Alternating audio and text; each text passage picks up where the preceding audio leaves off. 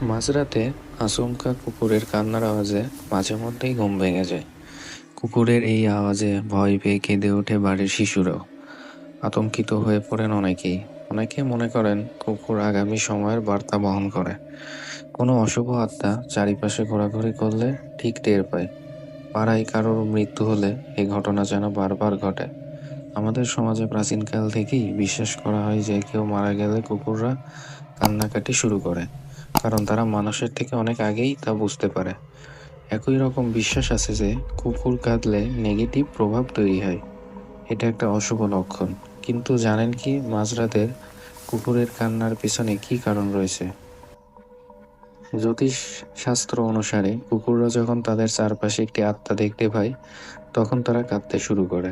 মনে করা হয় যে মানুষ আত্মা দেখতে পারে না, কিন্তু কুকুর দেখতে পারে। এ কারণে লোকজন তাদের আশেপাশে কুকুরটিকে কাঁদতে দেখে তাড়িয়ে দিতে শুরু করে। তবে এ বিষয়ে বিজ্ঞানের ভিন্ন মত রয়েছে। বিজ্ঞান অনুযায়ী কুকুর কখনো হাসে না বা কাঁদে না। আসলে রাতে এমন আওয়াজ করে সে তার অন্য সঙ্গীদের দূরের রাস্তা বা এলাকায় বার্তা পাঠায়। নতুন এলাকায় কুকুর আসলে তার মন খারাপ থাকে।